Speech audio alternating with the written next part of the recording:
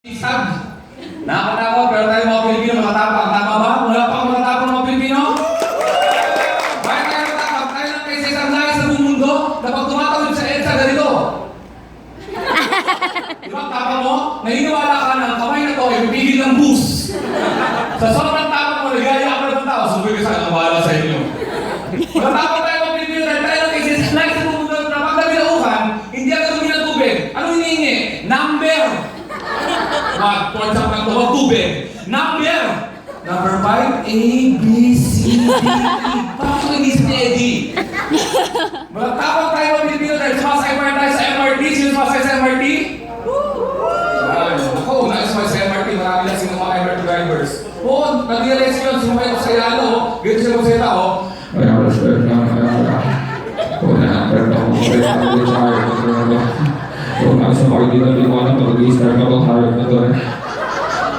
Pero marami pa sumasakay sa MRT dahil marami mga gentleman na mga Pinoy. Kung wala pa kayo mga gentleman na mga Pinoy, ayaw natin nakakita na kayo babae, nakakayo kung sa babae, nakakayo na babae. Anong ginagawa natin? Umibigay tayo.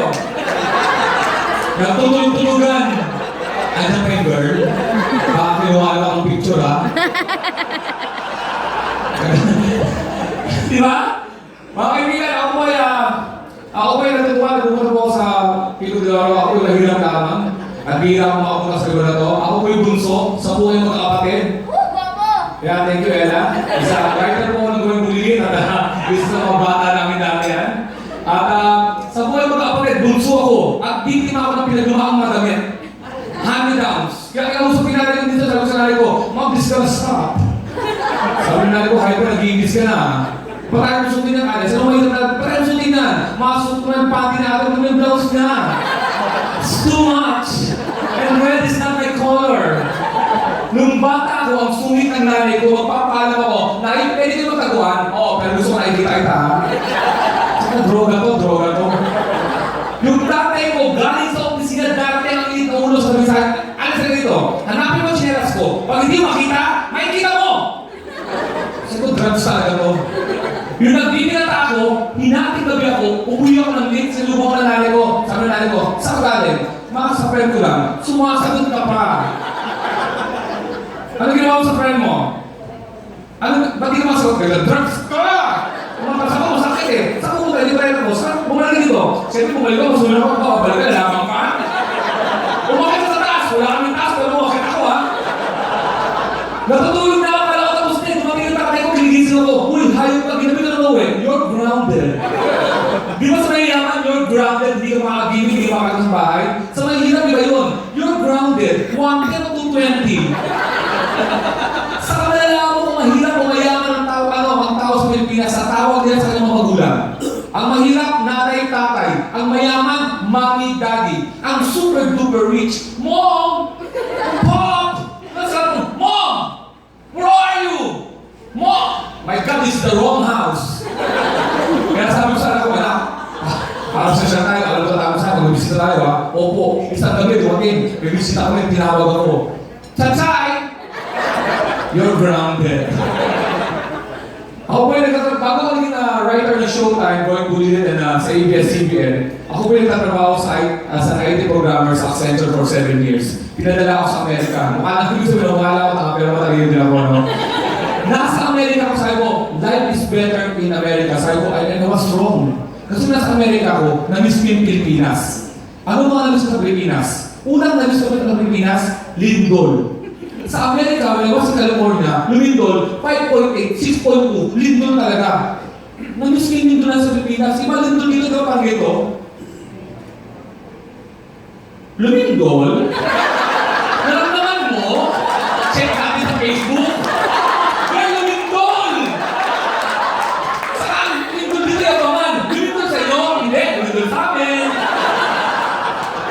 Grabe!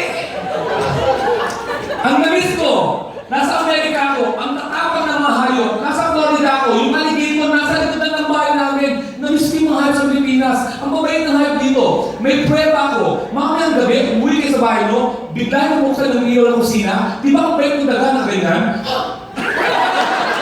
Sino ako kain? Sorry! Sumisima, ay, taka pa! Naipapigil ka naman sa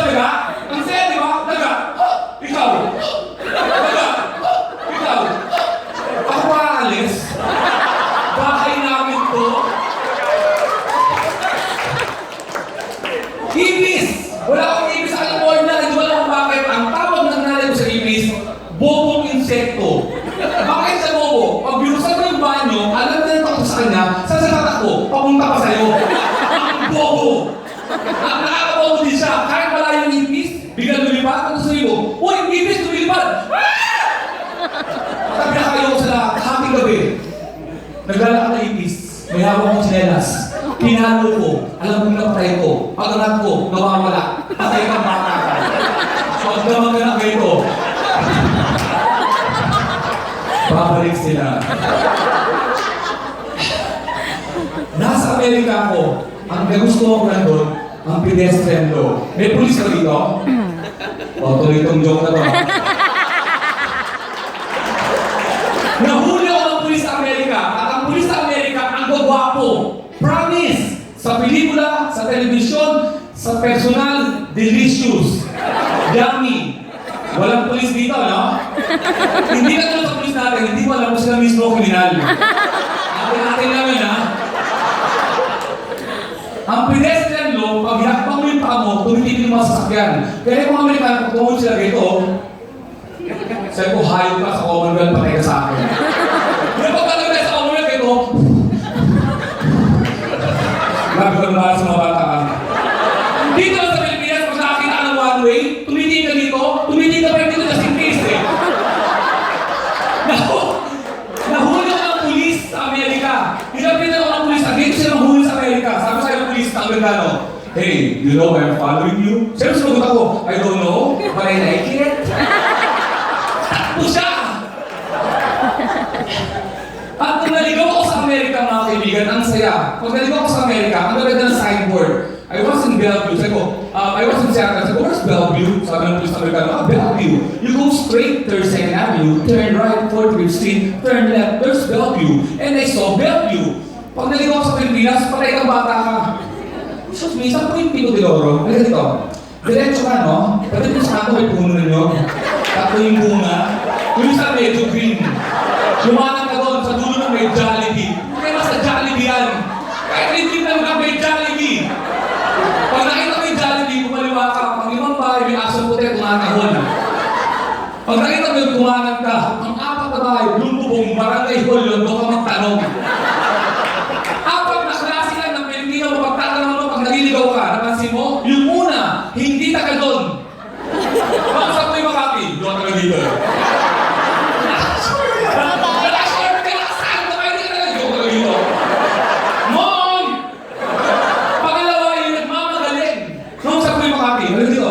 Diretso ka, no? Punta mo sa kanto, kumanan ka. Diretso ka lang. Kung wala ito, bumalik ka, kumaliwa ka naman.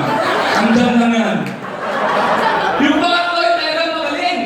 No, sabi Makati. Makati. Sino bang kailangan mo sa Makati? Alam mo nga lang, sir. Alam mo nga lang.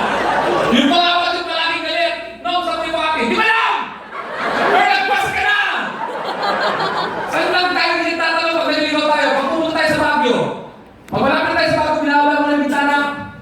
Hindi pa ito Baguio. Mainit pa yun. Nagrupan pa lang ito. Aanda mo yun dyan. Lapa. Pag sinapangan ito eh. Aanda mo yun dyan. Ito, Baguio ito. Pak, malamig ka hindi. Wala nang nilo ko eh.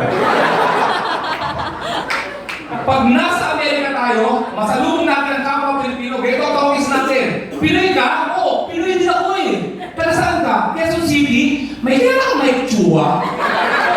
Akala mo sa Quezon City compound? Hindi mo may chua dun eh.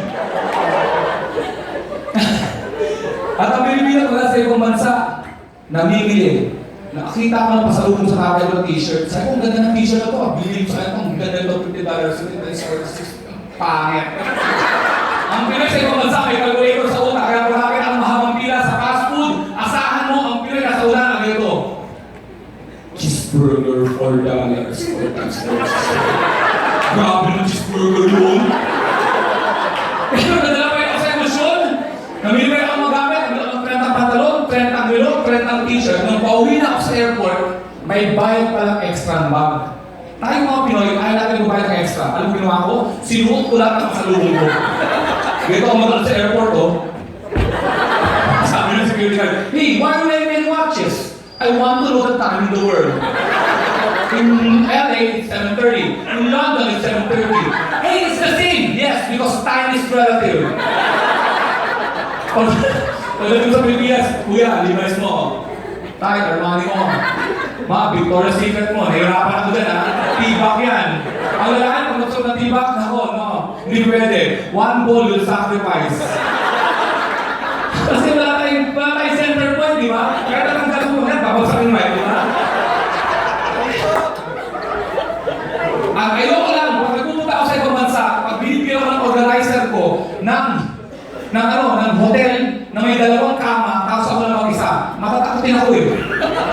Ang sabi nila, pag wala ako nakahiga sa kama, doon lang nagpapakita ng multo. Kaya sabi ng kaibigan ko, para nadali lang yung lahat ng gamit mo, dali mo sa kabilang kama. Totoo, ginawa ko, pagpatay ko, 14 tao. Matatakotin ako sa multo, promise. Matandaan ako, may tupigo na loro, nakakatulugan ako, promise. Ano mo ba matakot? Dahil sa manananggal. Alam niyo ba yung manananggal? I think stable social. Manananggal yung separator. In English, separator. The lower half remains, the upper half flies. It's a solid your life, di ba? Pero hindi tayo sa American. Wala manananggal sa ibang pelikula. Tayo lang. No, bakit naghiwalay ka naman for those social looking here? Naghiwalay o lumilipad siya, they fly. Naiiwan pa natin katawan, the lower half. 5 o'clock, babalik yun. Para magbuo. Babasin ako doon. Ginagawa ko sa kanila, inaabaw ako sa pagbabalik na sila. Pag magbubo na sila, ito gagawin ko. Bakit na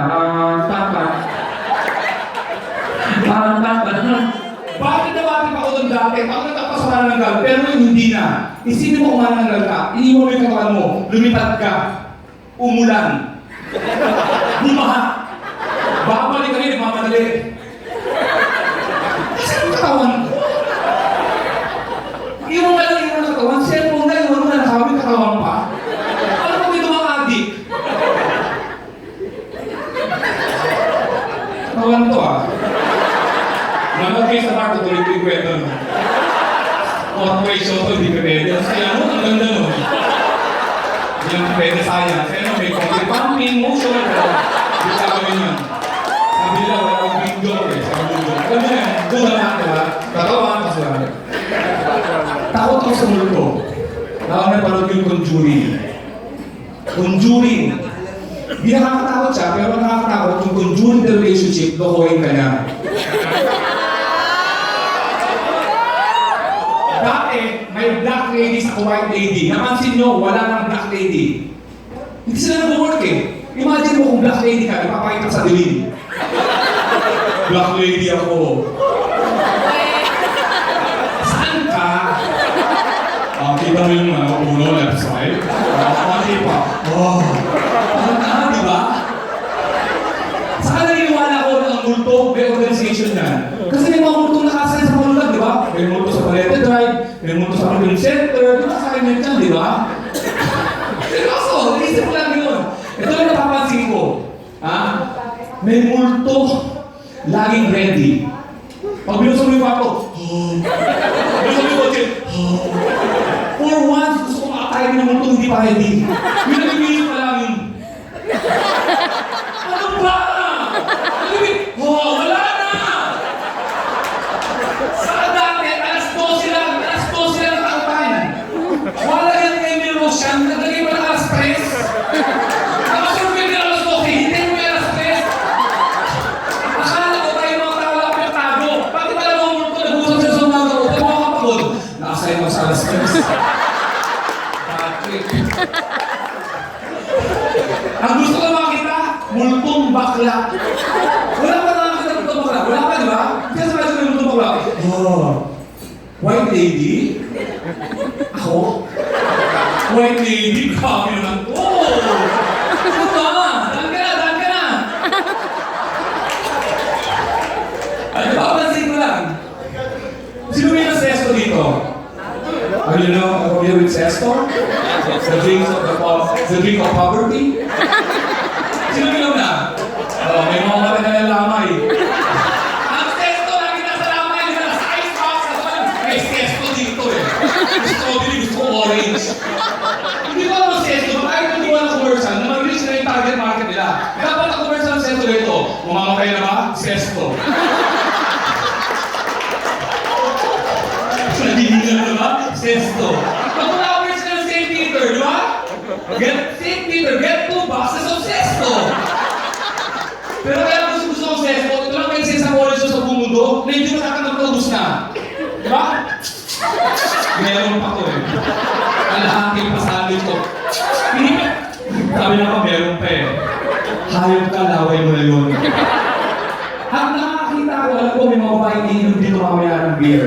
At hindi ko lang sisi. Kasi ang commercial natin ng beer na pansinyo, walang lasing. Sam Pinto, uminom, nagsayaw pa, nag-swimming, umahon, sexy may lalakad. Hindi mangyayari yun, babae kasi nag-swimming, hindi nakahon nun. Ano ba gusto mo ako? Gusto ka. Dapat ang commercial ng beer, dito to lang, parang ito. Red Horse, ikaw ang tama! Pare, mahal na mahal ko siya. Mapapansin mo, ang suwa ng nahirap sa kabayaran magkaiba. Diba? Ang mahirap sumuha ng himayaman, may steak, diba? May pizza. Ang mahirap kung may green lang. Tapos may ding-dong. Bili mo sa ding-dong. Kahit mo yung patatulogin mo, pabili mo, buo na naman. Nagay na yung mga kaibigan. Thank you very much, mga respect yan. Please help us promote this kind of comedy. Comedy Villa, we've been doing this for more than 9 years, and we're going to be featured sa Comedy Central Asia, August 23, sa Sky Cable and Signal. Tatong Filipino comedians out of the 24 Asian comedians po yung featured sa Comedy Central Stand-Up Comedy Asia. Maraming salamat.